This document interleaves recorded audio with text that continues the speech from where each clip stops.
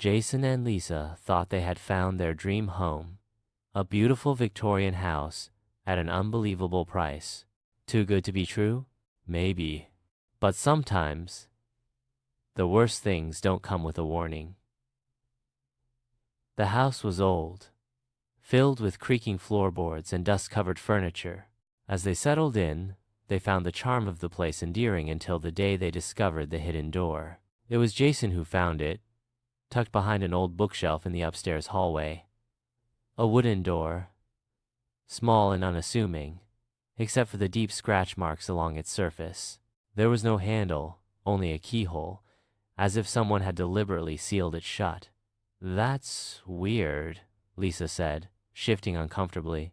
Jason hesitated, but noticed an old, rusted key sitting on a high shelf nearby, almost as if someone had left it there just for them. Lisa didn't like it. Something about the door felt wrong. "I don't think we should open it," she murmured. Jason grinned.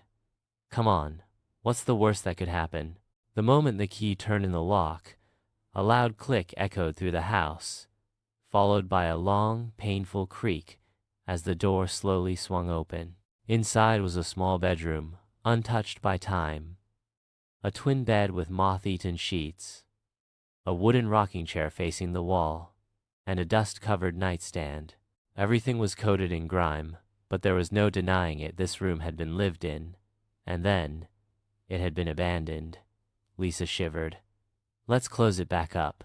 But Jason's attention was caught by an old, leather-bound diary sitting on the nightstand. He picked it up, flipping through its fragile, yellowed pages. "The name Evelyn is written here," he said. "I think it belonged to a little girl." Lisa leaned in cautiously as Jason read aloud. The first few entries were innocent childish scribbles, mentions of playing in the garden. But as he flipped further, the tone changed. "They whisper to me at night. I tell Mama, but she says I'm imagining things. The people in the walls, they don't want me to leave." Lisa felt her stomach tighten.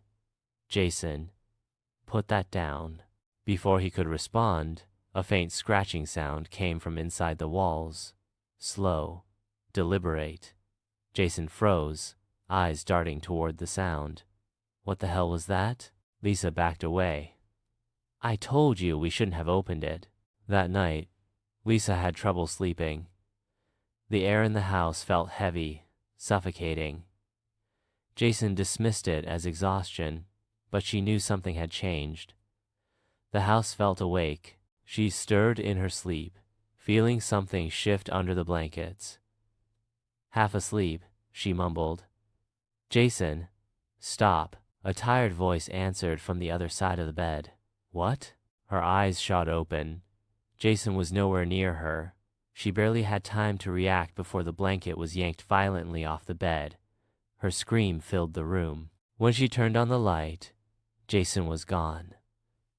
Lisa tore through the house, calling his name.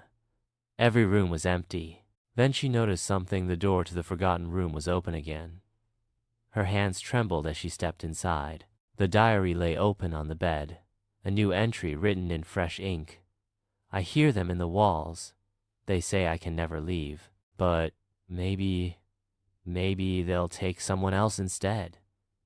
The moment she finished reading, the walls groaned. The wallpaper began to peel away on its own, revealing deep, frenzied scratch marks underneath like fingernail carvings. Over and over, the same words, "Let me out." Lisa turned to run, but the walls bulged outward, shifting as if something was moving inside them. Her breath came in short gasps. The whispers grew louder. A shadow stretched across the floor. Then, from inside the wall, something moved.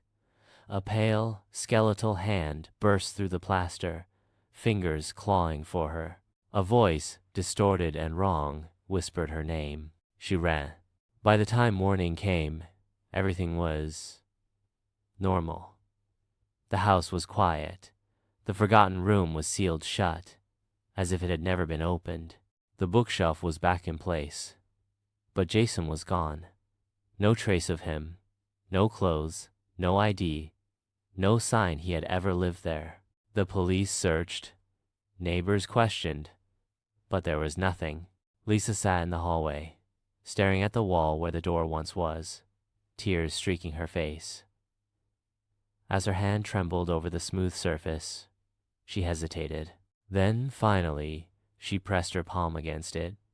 The wall was ice cold, and then something pressed back from the other side. Lisa jerked away, her heart hammering. A faint, broken voice whispered through the wood, "Lisa, let me out."